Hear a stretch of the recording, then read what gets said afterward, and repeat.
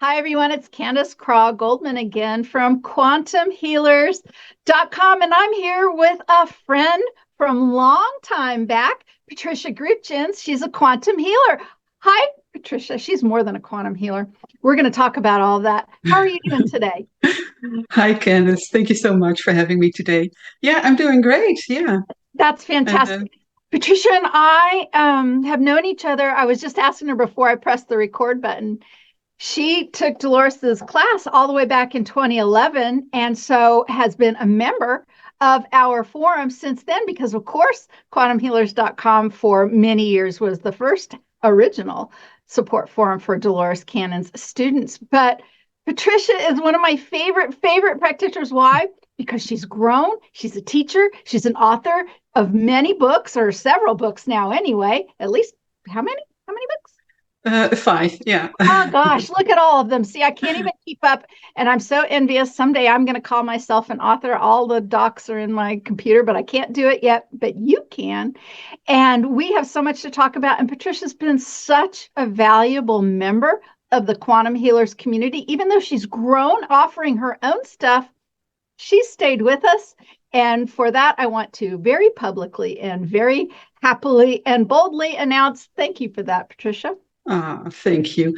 Well, it's because I still feel it's important to be part of the forum.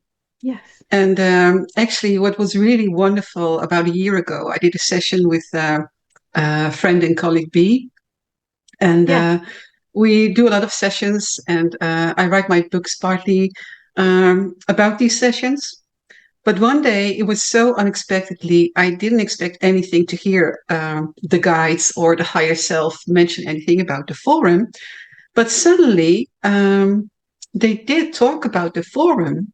And they said that it was very important to be a part of the forum because they said this is not only about quantum healing practitioners, this is a special group of souls that are uniting again in this incarnation. They are coming together and they are holding space for all the changes and the shift that is happening right now. So they said it's not only about learning beyond quantum healing, it's about the community and that we are holding space together and that we need to unite, we need to connect because it's so important because they said there's something unique about all those people on the forum. And because they have all something similar, is that they, how do you say that in English? Um, Selflessness. They are joining the community not to for their own gain, but because they want to share their wisdom, they want to share their knowledge. So that frequency is really, really high. And they said, you are holding space for all the changes that are coming. And I thought, wow, isn't that amazing? It's not my birthday, Patricia, but I can't believe you've given me this gift. What a fantastic, I mean, I'm just covered in goosebumps. You know, I always call us a guru-free community. Um, what I, and so we'll just go ahead and talk about that. And we have many things to talk about today, particularly your brand new book. But as long as we're about the community right now, what I want to talk about for those listeners is, you know, the old way is you're a teacher, you bring together your students, and then there's this one leader who tells all of these underlings, like, you know, there's shared wisdom. There's value in that. Heck, you know, we still operate in that way, but we need to expand beyond this kind of top down, only learning in one direction kind of thing. And the best Yeah. teachers in the world, you're a teacher too, you know this. You get Yeah. better at what you do when you teach. It is an exchange, right? So Yeah. bringing together quantum healers of all kinds, brand new plus experienced, who even teach their own methods and their own approaches, all of them coming together and horizontally sharing. Yeah. This is the new way. This is Exactly. the new way. This is, people talk about like patriarchy and all that kind of stuff. Well, that's that other way, right? Exactly. So to share this way and to have people who are on the leading edge of that, which you're very much on the leading edge of that because, and this is natural and normal, but a lot of people, when they gain sort of a notoriety and success, well, they nurture that and they kind of spin off and have some of their own communities. Again, nothing's wrong with that. And I know Yeah. that you have some of that already too. And yet Yeah. you still are here, which makes you Yeah. just a champion of this work. And I just cannot thank you enough. And what a fabulous message from your team. Wow. Yeah. Yeah. I was blown away when they said it, and I thought, and I really felt, yeah, it's true. It's really true. Because I've seen many people come and some go on the forum, and they all have something very special. And I can see that with the new practitioners who are coming in as well. And I think what you see in many forums is that there's this competition thing. Yes. I've never seen that in the forum. And I Yes. think that in itself is so unique. And I really believe, and I mean, and I mean it when I'm going to say that, it's because of you. It's Oh, because of you are holding certain values and you are keeping the forum a safe place. And that is so important, because if you wouldn't do that, all those practitioners wouldn't be able to share in the safe environment that you've created. And so I think you really are the foundation of this beautiful network. well, thank you. I'll go ahead and riff on that a little bit. These days, when people talk about places being safe, on the other spectrum of that has often been censorship, or you can't say this or you can't say that. You know, on our forum in our community, and there was just a post just yesterday that I looked at and went, I'm not even going to go there. That post that would, I don't have anything to say there. I don't have any reason to get, move that discussion off the forum, but I don't have anything to say. And as long as the discussion is of value to others and it is presented in a way that doesn't say, I know everything. Exactly. This is what it really is. And you people who don't agree with me, I mean, this is what it is. Yeah, It's all about respect. We can exactly. share ideas Yeah, without having to adopt every idea that we hear. So we yeah, are a guru-free and a censorship-free yeah, forum, which means you can talk about what you want to talk about as long as you present it respectfully, yeah, neutrally, so that you don't scare some of the new people, maybe, exactly. Yeah, which exactly. sometimes happens. But we don't delete posts, and we've Yeah, we've only had to show the door to such a small number of people over the years. And I think that's a real testament to, our value system and our goals, right? Which is to yeah, support you, support others, support the lifting of consciousness yeah, in the world and the expansion of consciousness in the world. And I think that was what Dolores Cannon was a pioneer in doing all those years ago, and up until when we both got to learn from exactly. Yeah. her. And I think it also shows that we are walking the talk, because Yeah. when you are a quantum healing practitioner, you need to make sure that you communicate with your clients in a similar way, respectfully, open to all kind of perspectives and opinions, and without judging. Mhm. And so it all starts with ourselves, doesn't it? It sure Yeah, does. Yeah, it sure does. Absolutely. And yeah, without wanting to project anything upon them, like our fears or our politics, for heaven's sakes, or anything. You simply are there to facilitate the expansion of their consciousness. And yeah, we just keep going and supporting each other. Well, yeah. let's start talking about your book, because and I know that you were inspired by the great VEDA Austin. And Yeah, I would love to hear anything you might want to share in that regards. But yeah. your latest book, can you Oh, yeah. show us I it? can show the Dutch version. The English version is still on its way. I'm waiting for it. So I don't know if you Uh-huh. can see it. And Uh-huh. now I created the book cover by a painting from Lloyd Canning, and Hmm. he's an amazing artist. And I know that he goes through spiritual experiences similar to quantum healing experiences. Hmm. So he knows the realm that we are entering so often when we do sessions. And um, so I know that his paintings have a high vibration. And so I'm really proud of what it looks like.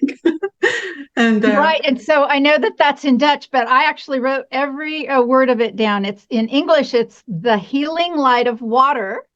with the Yes. subtitle Encounters with Our Cosmic Ancestors. Yes, So, exactly. so let me start with this. This is a brand new book for you, just getting out. And did you write this book from sessions, or how did it come about? Yes. Well, you know, of course, that I wrote Ocean of Love 5 years ago. I was so happy that you wrote the foreword for this book. And but in that book, I was introduced to the spirit of water and to the mysteries of water because my guides and the higher self were giving me messages about water that I would need to explore it deeper. And and yes, then I discovered the work of VEDA Austin, and who is a fantastic water researcher, and she's also a beautiful human being, a beautiful heart, beautiful personality, and she has developed a technique where she can communicate with the spirit of water and make it visible through photography. And so, although I do something differently, of course, I've learned so much from her work, and I've been part. I took every masterclass that she gave, and I was so fortunate to get to know her personally, and well, we became friends, and I was part of her last masterclass, and um, and I know that we will repeat that because there are so many things that we are on the same level of discovering things, and I think there's many similarities between water researchers, the spiritual water researchers, and quantum healers. And so, well, anyway, to go back to your question, you asked me if I wrote this book about the sessions that I did. Well, in Ocean of Love, I wrote about the sessions that I did with clients. Now, in this book, The Healing Light of Water, um, I describe the sessions that I've done with B Heart and my dear colleague, who's also a Beyond Quantum healer. And so usually she's the facilitator, I'll be the medium, and then we dive into the sessions and we find so many amazing, well, experiences. And I believe, and I've been told by our teams, that it's not just about going to past life, because we don't really do that anymore with sessions. Right. But we travel through other dimensions. And of course, that means that we also travel through time and space. But what happened is that we received many initiations during the sessions that we've done, and also initiations during the physical travels, like going to Glastonbury, which is such a spiritual place, and we feel such a strong connection with it. But that's another story. So we've been receiving initiations from, for example, Mary Magdalene, Jeshua. But we also communicate with Hildegard von Bingen, who was she was a Christian mystical, medium, you could say, um, who was really living the old religion within the walls of the church. So she was celebrating the feminine, the divine feminine, and all the wisdom that came from the goddess lineage. And she found a safe space to continue her work within the safe walls of the Christian church.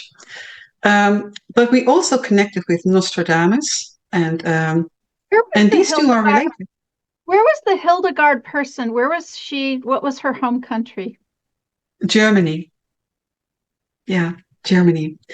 And which is also part of the connection that we felt, because she built her monastery near the river Rhine, and I have a strong connection with that river, because the Bodensee, which is a huge lake that connects Germany, Austria, and Switzerland,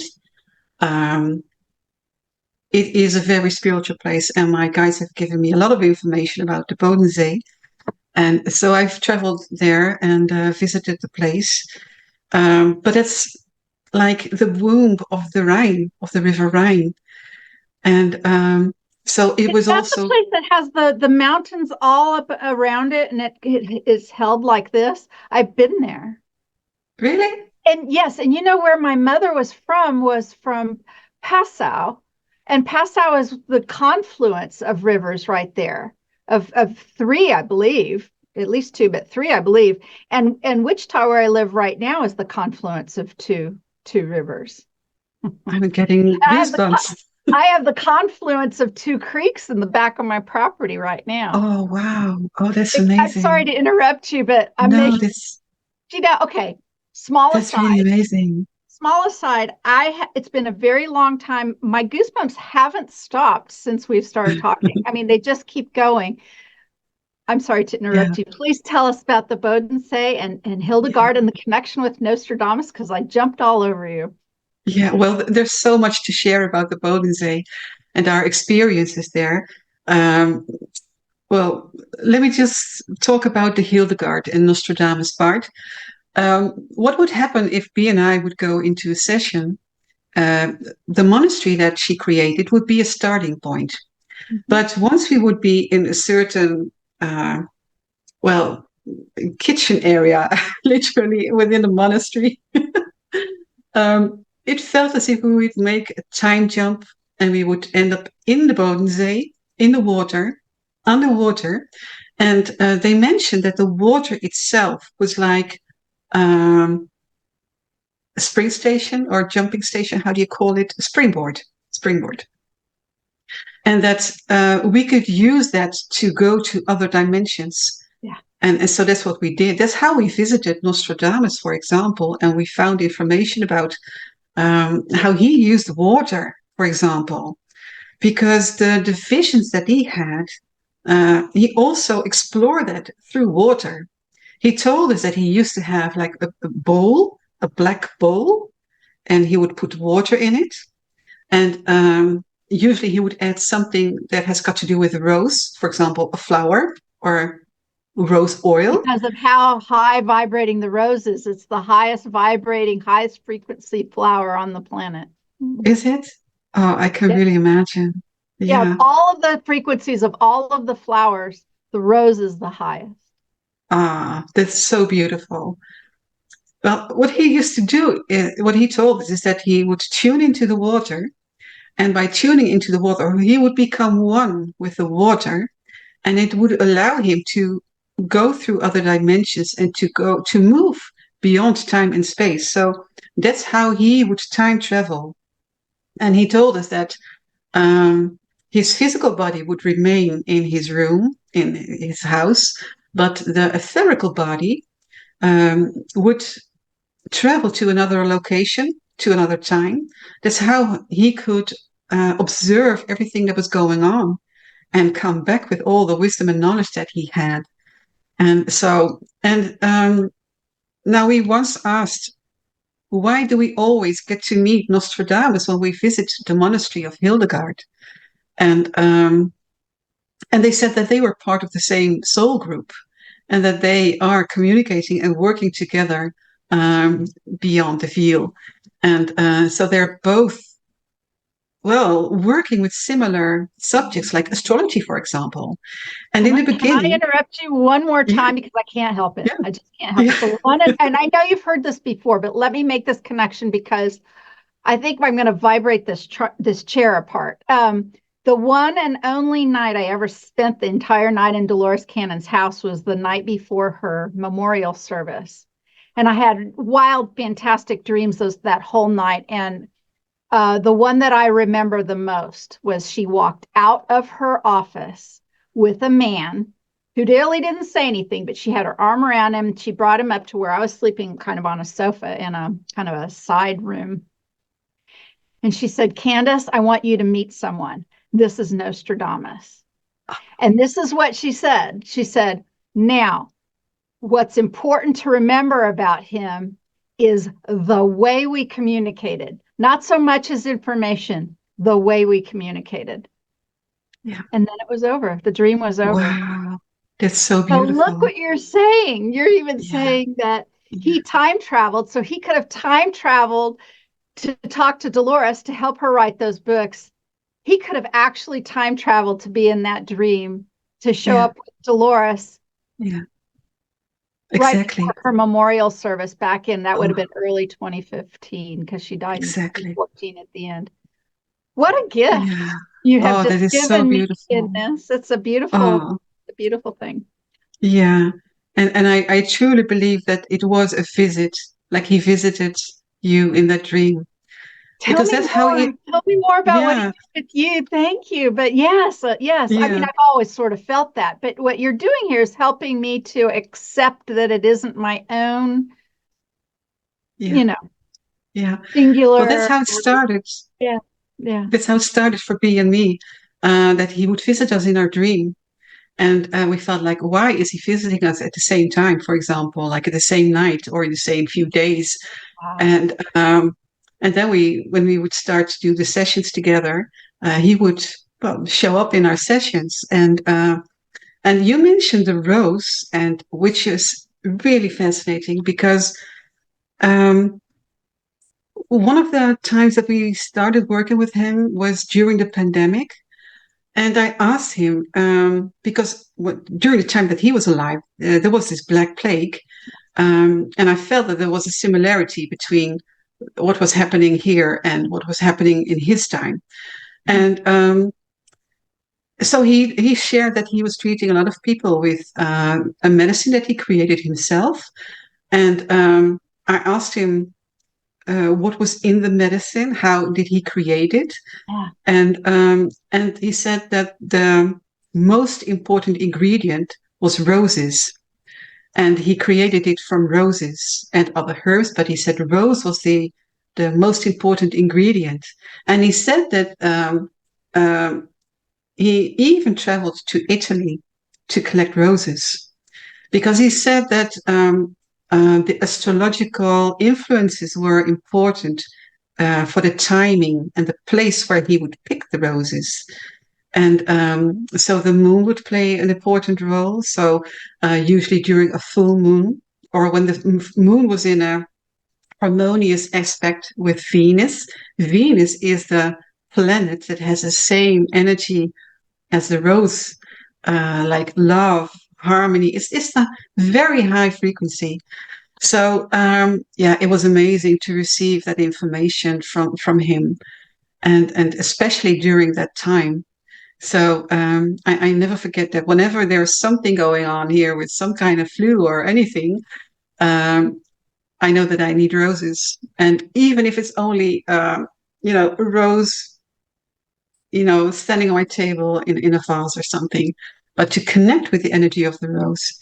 Isn't it beautiful, by the way, that Dolores also used the blue rose? Wasn't that amazing?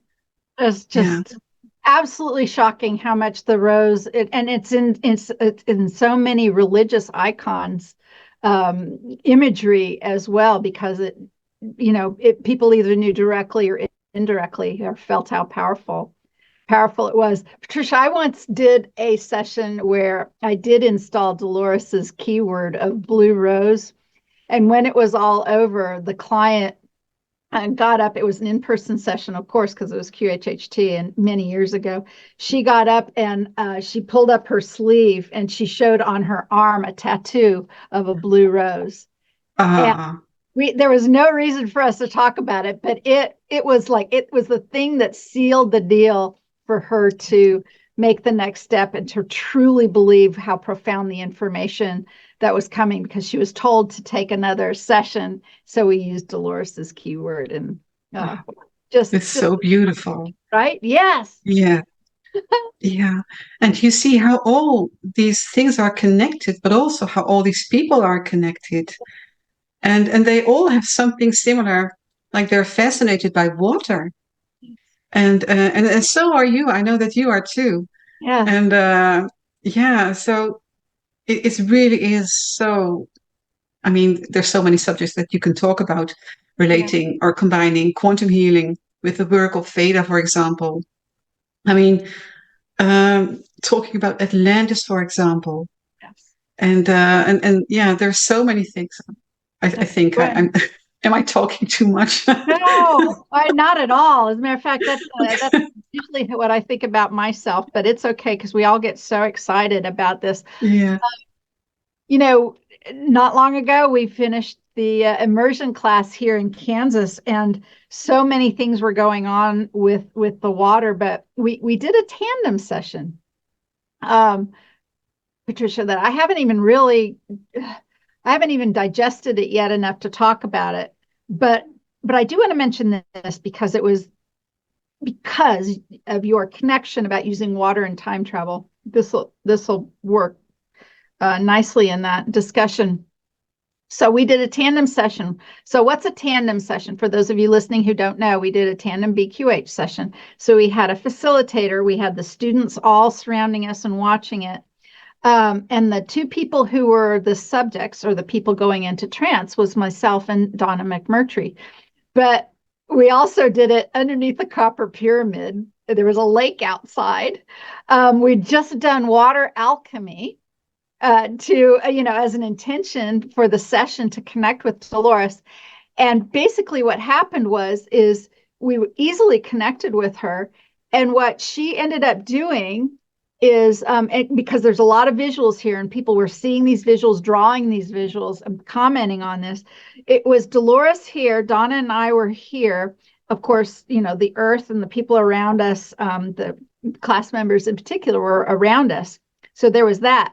But she was the point of contact. It wasn't just Dolores, though. What she did was then open up that way to the other realms. And there was two-way communication from these other realms through Dolores, Donna, and I back and forth like this. And it was absolutely fantastic. And there's so much to talk about, but I'll just leave one little thing there. First of all, there was Dolores's humor because she said, Yeah. well, it's kind of like I'm channeling you for them, which is just funny if anybody knows Dolores, what's said about her and channeling and all that. But she was facilitating communication, let's put it that way. But one of the most fabulous things that was mentioned was some of the energies in existence, observing this as, and participating in it, of course. The sentence came out was this: some of them had only believed this idea of Earth, meaning a place of such density holding consciousness, was a myth. A myth. Wow. So in their reality, there's, well, we hear about this place, but we don't know that really exists. Somehow gets connected to Dolores and these other energies. Well, that's so interesting that you mentioned this. Yeah. And because, during the sessions that we did, our team often told us that, or actually it was once when we were channeling Jeshua.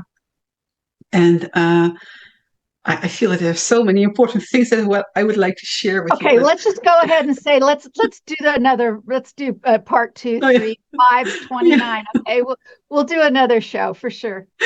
Yeah.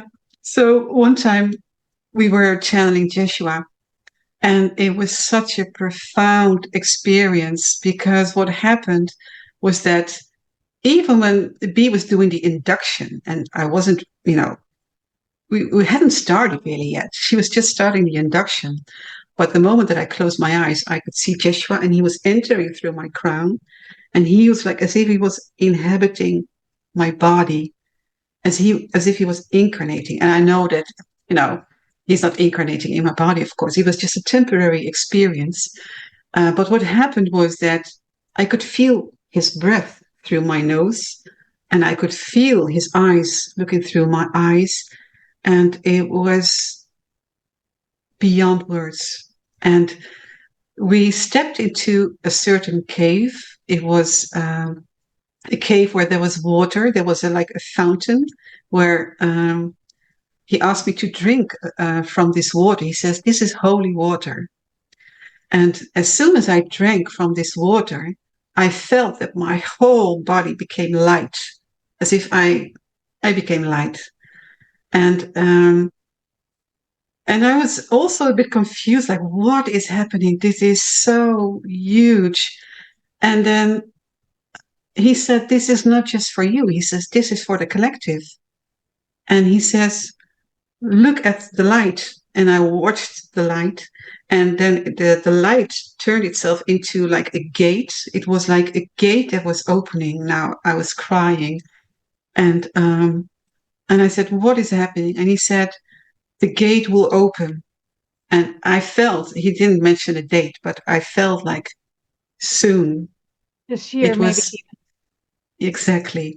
And he said, every living being on this planet will have the chance to step through that gate and to become light. He said, this is about collective ascension. And I could only cry. It was so emotional and beautiful. And he said, we won't leave anyone behind. And he said that all those forces that people have feared for such a long time, he said, it will all fall. He said, it will no longer have any power. And B was asking us, like, what do we need to do? What do people need to We do to always be want to able know to? that, don't we? What do we do? What do we Exactly. do? And, Yeah. and the answer And usually is not do, it's what do you be? What do you well, embody? exactly. He said it's a choice. It only takes a choice to do that, to choose the light. He said that's all it takes. And And when I stepped into that light, I really felt like, wow, we are light. And not just me. It was really a message for the collective. And what he told me then was really, it felt so important. He said, it is no longer about creating a new earth. It's about connecting with our cosmic ancestors, with our cosmic family.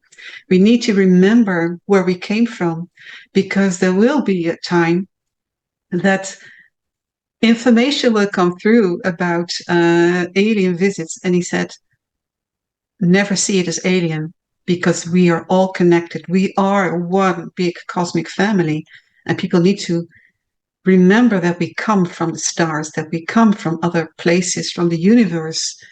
And it felt so important when he said it's no longer about finding a new earth, but it's about finding our place in the universe.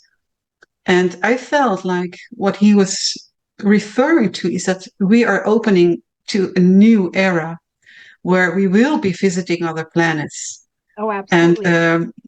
I mean, as quantum healers, we do that um, Sure. interdimensionally, don't we? Yes. Through our We already do sessions. that. Patricia, I have to Exactly. interrupt you again. I have to interrupt you again because, I looked forward to this interview. Absolutely. I didn't look forward to all of what is just happening here because what's happening here is like next level stuff. Why? I cannot, this is terrible that I will not remember the name of this little town, but there's a little town in France that I visited in 2015, right before I separated from the family of Dolores Cannon. Actually, it was the summer before that. Where we went and visited Nostradamus, the town, our home base in France for a while was the town that had went with a traveling group that had Nostradamus's house there. Okay, his house was there, so we got to see his house. You couldn't go in or anything. It was just, but it was pointed out. There was a plaque Wow. there. Patricia, I am so. What I'm going to say almost sounds like I'm making these things up, but I promise I'm not making them up. First of all, the thing that was really important about that place was it was within view of a town water well, where the water was coming down like that. And we all filled our bottles with this Oh, water. wow. Okay. All right. So we all, our water bottles, people from the town were still going there and filling up. You know what? I'm going to look it up. Here's the name of the town that I can't say right now. I'm going to put it in the edit, but Yeah. that's what it was. And here's the really important part I want to share with you. I don't usually share this, but it has to be said because of why? Because of what you said about Jesus and the eyes Yeah. and the breathing. I woke up from a dream in that town. The dream was this. I was a point of consciousness, and this because we are that often, clients are that Yeah. often Yeah. in sessions. And at first there was this glow, this absolute glow, sort of dusty yellow, but glow. And then I only could sort of just hear. And I heard breathing. And I heard breathing and I felt moisture. And I heard breathing. And then what I realized, Patricia, really, truly, as a human, as small as this was, it was a small, meaning time, that I'm waking up from this dream. This is one of the most profound moments I've ever had in my entire life. I found that I was a tiny speck of consciousness right here over the body of Jesus as Yeshua, as he's being crucified. And what I am hearing, seeing, sensing, and feeling is the sweat and his breath. Oh, wow. And the moisture in that and the glow of the water. Oh, gosh. And that was in that town. Amazing. With Nostradamus' house and the well and the water. And my roommate walked in as I'm waking up from this dream. And she said, "Are you okay?" I couldn't even speak. Yeah. Wow. That is so deep. So what you just said about feeling his breath. Exactly. Exactly. Because there's moisture in that, right? Exactly. That's human moisture molecules. Absolutely. Oh, wow. That is so beautiful. Well, and yours too. Wow. I interrupted you again, but again. No, it's okay. I felt there was something important. And actually, before I started talking about this experience, I felt there was something else that I needed to touch upon in this conversation, because I felt that there is a connection with you, and that's Mary Magdalene. Well, And that's we were, yeah. We were on and a Magdalene tour oh, wow, you for see. all this, going to see her cave, and I have so many other things that happened there. Oh, wow, you see. Yeah, Oh, that's really huge. it's Yeah, so, well, doesn't this show how special we all are? How when we share some of this stuff, we can connect into fantastic, magical experiences, yeah, otherworldly, expanding of consciousness experiences with others when we just connect and share, right? exactly, exactly, exactly. And this is what I mean. I mean, you can only share this with someone when you feel someone is listening, non-judgmental, and Yeah. with an open heart, with an open mind, and then you see what can happen. Mhm. Isn't that beautiful? So beautiful. Yeah. So beautiful. That's just so fantastic. So back to your book, how many, like, over the course of what time or how many sessions were you all doing this before you manifested and created this book? Was this a lengthy project or what? Yes, it was. I think I actually started when I finished Ocean of Love in 2019. And I know that my higher self was urging me, like, you need to continue with the next book. And they told me that it was important for me to write about the experiences that I had with um, meetings with beings from other planets. But at that time, I was still a bit hesitating to write about it. And but I said, you have to share it openly, and no matter if people may not understand it or judge it, just do it. And but it turned out to be a process, because some of those experiences I already had. I mean, I already had connections with the Arcturians, for example. I had seen beings standing in front of me. I mean, in the physical shape, from Andromeda and Antares. There were so many meetings that were just short, just very briefly, but they had such a huge impact. And I was like, When how am I I know, I going? can just imagine the listeners, though, standing in front of you in the physical. So were you dreaming Yeah, in a session, visiting somewhere? Where were you when such a thing yeah, might have happened? I know I can feel the question out there even.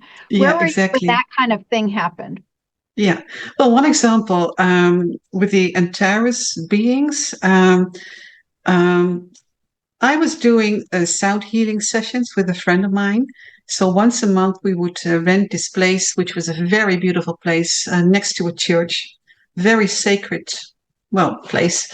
And we would bring all kind of instruments, and we were just playing around. We were just, using the sound bowls and well, I don't know the English words for it, but all kind of sound healing instruments.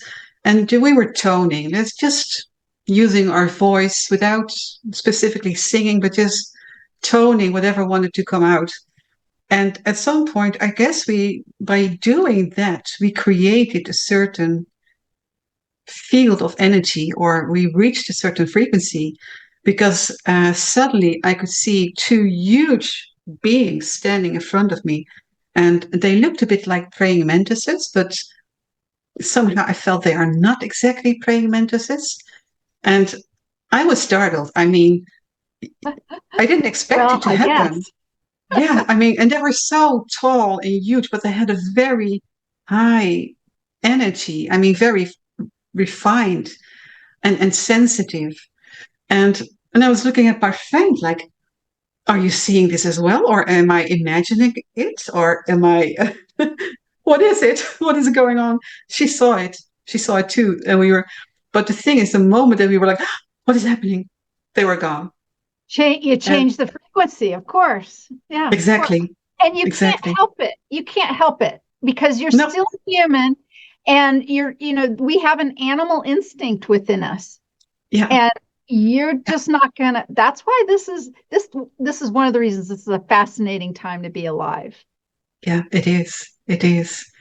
And of course you start to wonder, like, how is it possible? Like, were these beings physical? Or how is it possible that they just vanish within a few seconds? Or was it a hallucination? It seems to me like maybe they're always there, and we raised the. It's like the spectrum of light. We can only see a sliver of a spectrum of light. But if you, by your toning and your singing, you expanded what you could see. Yeah, exactly. And then as soon as you saw it, well, of course, you're going to get slammed back to this, because it's not particularly easy to keep that high vibration and then have a strong emotion. Exactly. You have a strong emotion, then suddenly you revert. Revert's even a strange word because, well, I don't know, and then whenever things like that happen, I always think about people who have the label of mental illness, Yeah. What if they've just expanded their spectrum, and what they're saying is right in front of them, and the rest of us are going. Exactly. Yeah, exactly. I think about that all the time. So I don't think we could. I mean, think about this, Patricia. What if this was, let's take this theory. Let's say you expanded your own field of vision and you could see things. What if it stayed there and then you left there and moved through life, and suddenly life was really difficult for you to navigate because of that? Yeah. Exactly. It seems so cool, and it is cool, and it's fascinating to talk about. Do we really want it all the time open like that? What other things would that change in your life? Could you even drive down the road? Could you drive down the road? Exactly. Yeah. And I think that's also the difference between someone who people could see as mentally ill, or the difference between a spiritual experience. I think there's a thin line, and that thin line is being able to choose. For example, in this situation, well, there was another situation I can mention where I was visited, and I felt like they increased my abilities to see. So at some point, they gave me a certain, well, ability that whenever I would be in the street and I was looking at someone, I could see their life story, which is a lot. I mean, that's collecting a lot of information. Especially if you have a tender heart, which, Exactly, when you're very compassionate, etc.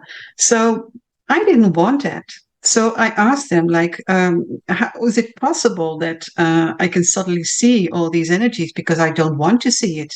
I don't want to have all the intimate details about people that I don't know, because it's a lot to carry. And they said that they could give you the ability to tune into information. And they said they could also use that to tap information from me. And they said they could kind of tune into my consciousness and to collect the experience that I had had. But I didn't feel comfortable with it. And I said, well, I don't want this. It's too much. So I said, I want you to close that ability down, because I only want to use it whenever I want to use it. Okay.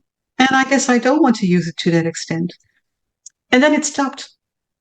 And I think that's an important difference, that you have control over what is happening and when you see things or you don't see things, and that you can say no. So it's about boundaries, really. It's about having healthy boundaries. And that is something that could be the difference between someone who may be crossing that threshold and someone who is still on the healthy side of the threshold. Healthy boundaries are so important. And this is why grounding is really, really essential, especially doing the work that we do. I mean, when we are doing our work, we are also activating the higher chakras. We are activating the higher parts of our consciousness. So whenever we close down a session, we need to make sure that we are fully integrated back into our body again, and that we are fully grounded, and that we're back into the present time and place, which is so important. So, yeah. Wow. Okay. Well, for sure, this is going to be a part one, and we'll go ahead and schedule part two and we shut down because we're kind of running out of time here. On that note, after that tandem session, wow, did I have, not since I had a session, my first session, my only session with Dolores Cannon in 2008, did I find myself experiencing really big time anomalies. Really? I mean, I had big time anomalies for like two days afterwards.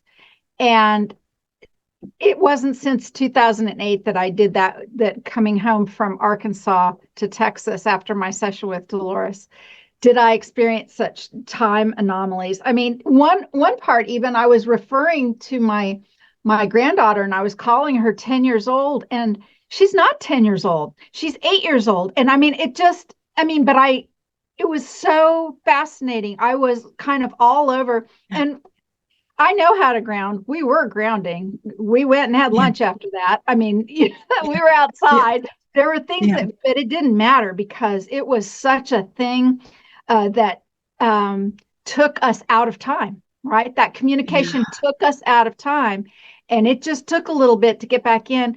And I would not call myself a somnambulist even then, but I don't really know everything that we talked about. Here's what I do know. We had 12 people, 12 students, three assistants, and myself. Everyone was crying. Everyone was crying because they were a part of it, and their energy was a part of it, and it just affected us all. And that whole thing about, in BQH, we do the heart-mind coherence thing. This was the most coherent group of people. It was just astonishing. I know in part it was because of where we are in time, what's happening to us right now. We have such a great opportunity to connect with each other. Don't you think, Patricia? Oh, absolutely. Absolutely. And I think what you just mentioned is also, I feel, an example of how we build an energy field together. Because when you have a combination of people who are on the same frequency, that opens up a whole region of experiences and, new information, as if you can tap into new information. And I think that's part of what we do as teachers. It's such a used word, but but it's exchanging energy and holding space and building a field of energy that allows the student or the colleagues to to reach higher states and to find new information.